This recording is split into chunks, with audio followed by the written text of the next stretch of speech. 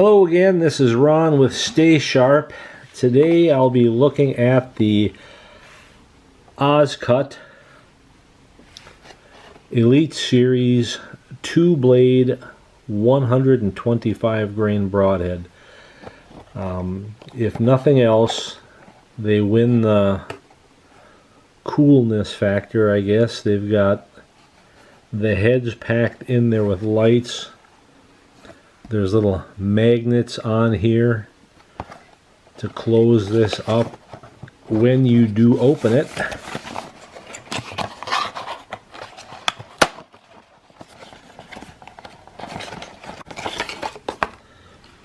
You will see a battery, a circuit board, and some red LEDs to illuminate it on display. So they've spent some money on packaging. Let's hope that translates also into the product itself. So as you can see, it's a pretty small head. I think it says that it is 1 1/8 inches wide. So we're going to, as we always do, look at it under the microscope. These are brand new. We're going to put it through the Sharpness Tester to see how sharp it comes from the factory. And then we're going to try to come up with a sharpening solution for the users. Obviously this has to be sharpened after practice, after use. So I can tell you right now that it doesn't feel very sharp.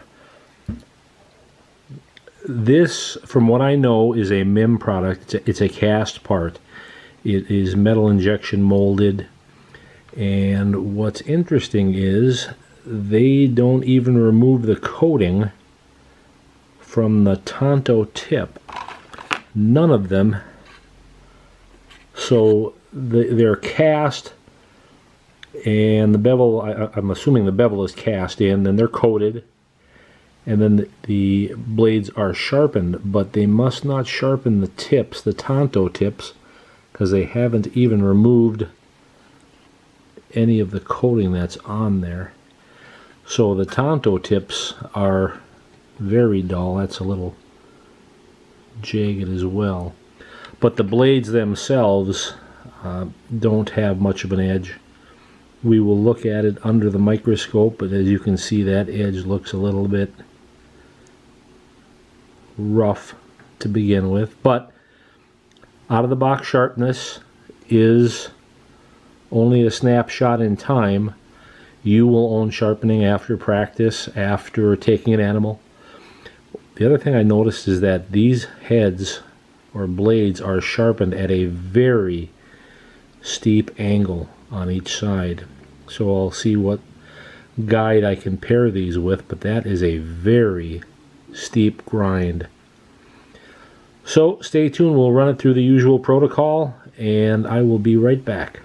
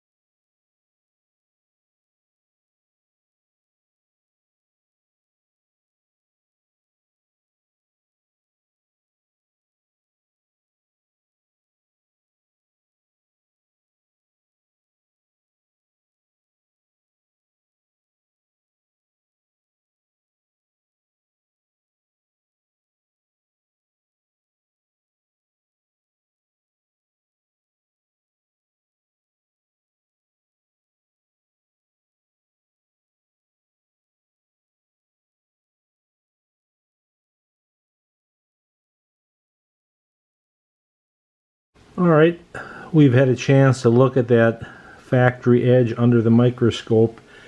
It was pretty rough. Now, I selected the sharpest of the three out of there to give it a fair break, and this was the best looking one and the one that felt the sharpest.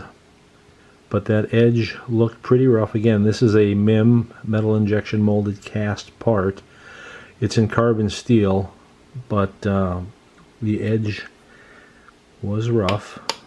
Now let's see what we get for a factory sharpness. Again, I don't get real hung up on factory sharpness because this is a head that you have to sharpen over and over for its life. What does matter is how soft the metal is. Will it survive impacts with bone and the earth upon a pass-through? So let's see what we get.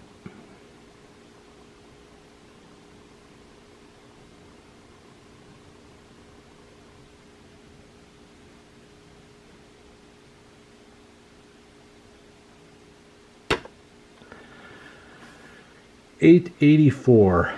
So that is an edge definitely in need of some work. I'll show you the best certified sharpness meter scale for sharpness so you can appreciate what 884 means.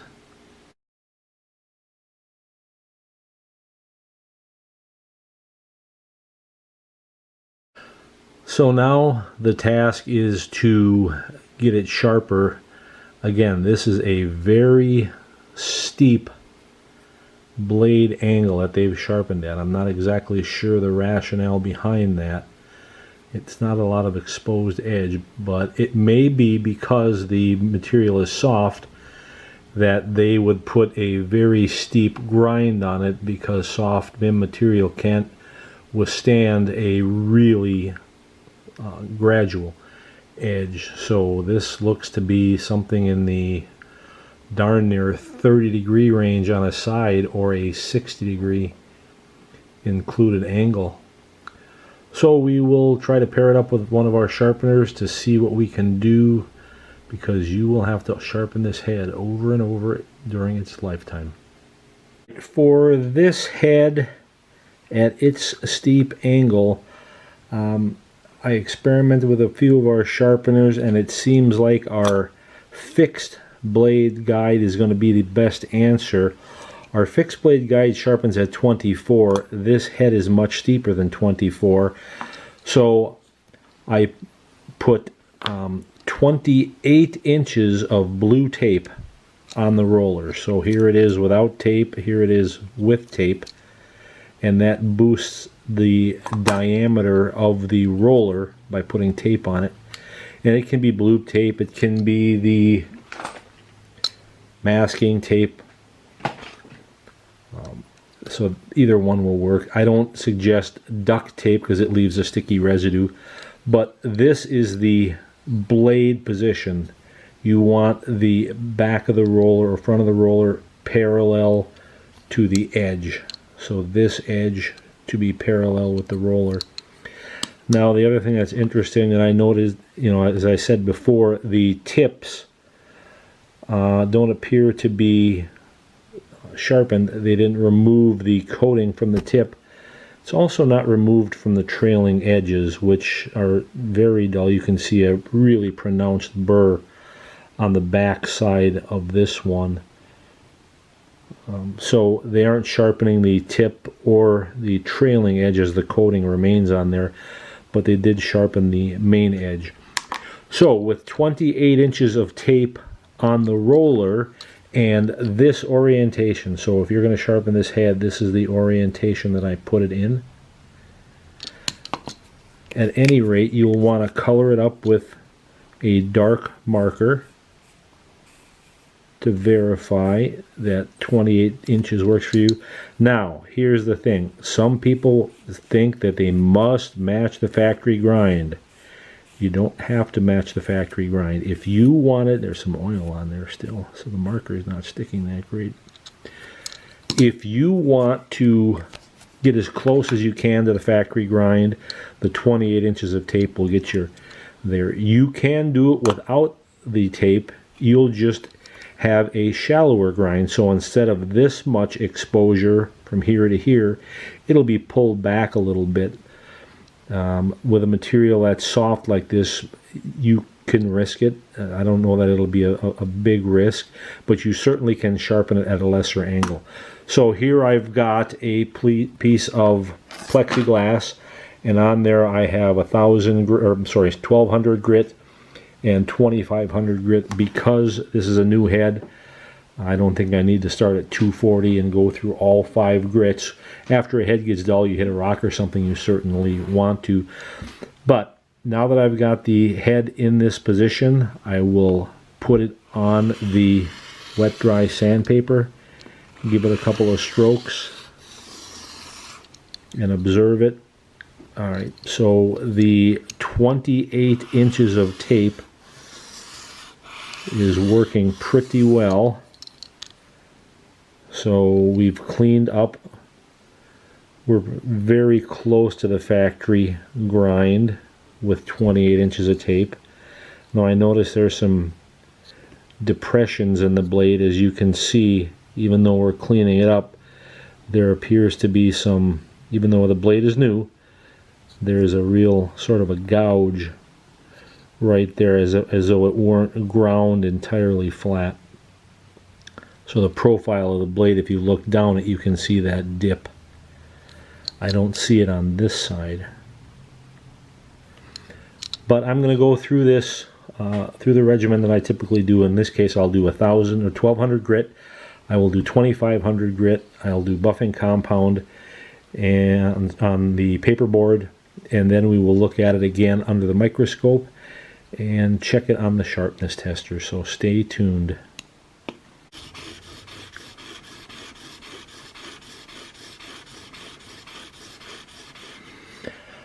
Alright, every video I stop and stress the importance of the burr.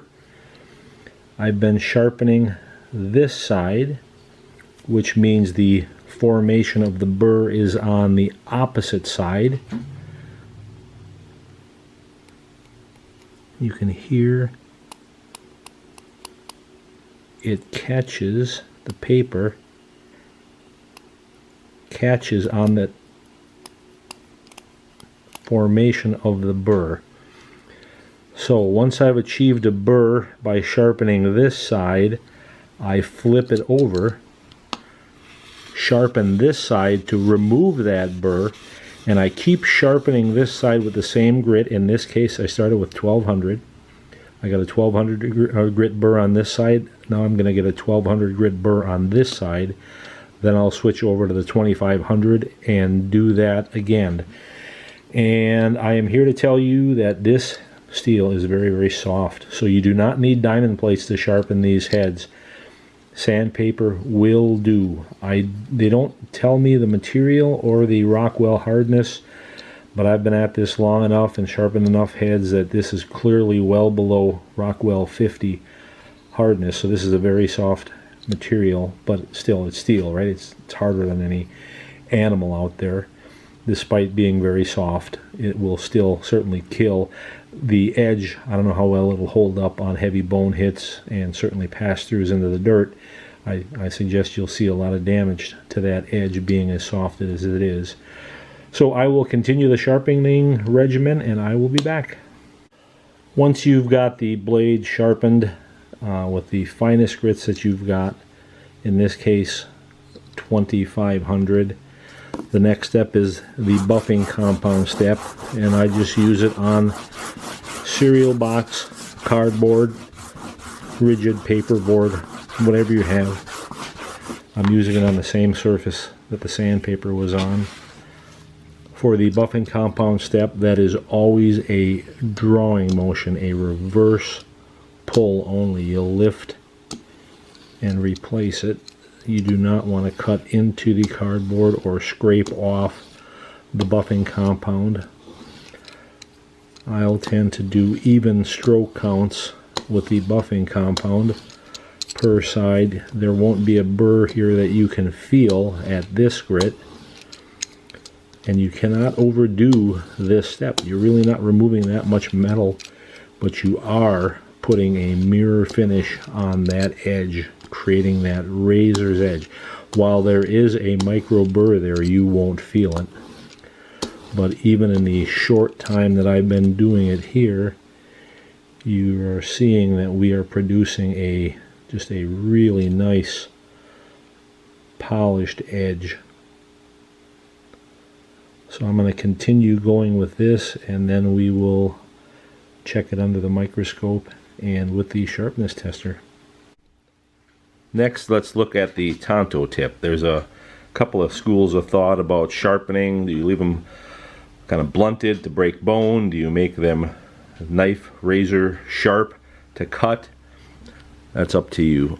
At any rate, here would be the placement to do the Tonto Tip. Again, you want to keep that edge parallel with the roller. There is not a lot of jaw to grab onto, but again, you're not pushing down hard. At no time, regardless of how hard the steel is, at no time should you be pushing down hard.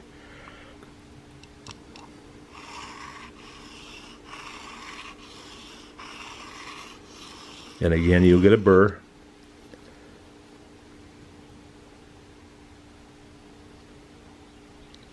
And then when you get one side done, flip it over, repeat that action.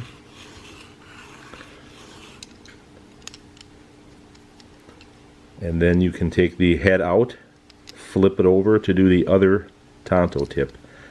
Now I'm not going to try to chase away all the nicks. They'll probably show up under the microscope because there were some deep nicks in this Tonto Tip.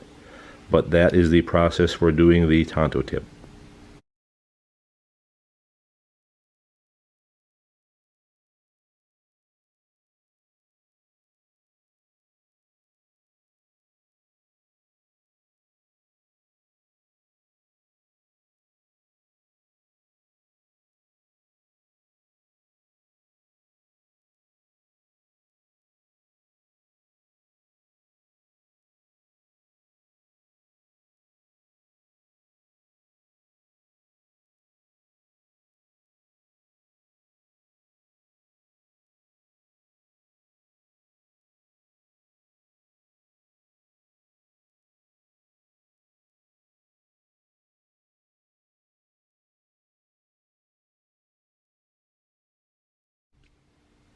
As always, everybody's concerned about how much weight is lost or how much the weight changes due to sharpening. Here is a untouched one, still has the coating on the back, has the coating on the Tonto Tip. I did not sharpen this one. 126. This is the one that you have just watched me sharpen. 126. Now this was a new head, so there wasn't a lot of material to take off to get it sharp. I had to grind out some of the nicks that were in there. I don't think I chased them all the way on the Tonto Tip, but that is the weight of the head after sharpening. You don't lose a lot of weight in sharpening. Alright, so we've got the edges sharp. We've looked at them under the microscope. They look pretty good. I didn't bother with the trailing edges. I don't know that anybody sharpens trailing edges. I don't value them. I don't suspect many people do. But that is the finished product, and the proof will be in the test. Let's see what we get for a score.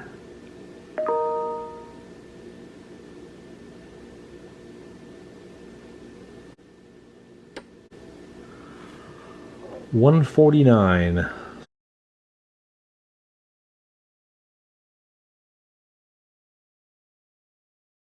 So that is considerably sharper than when we started. And again, how long this blade stays sharp is a product of the metal. Now again, as I said, I can tell you this is some very soft steel. It is carbon steel, but you will have to protect it, and Hornady One Shot or WD-40 Specialist, the corrosion inhibitor, are two of the best for staving off rust. So there you have it. That is the Ozcut 125 grain 2-blade head. Thanks for watching.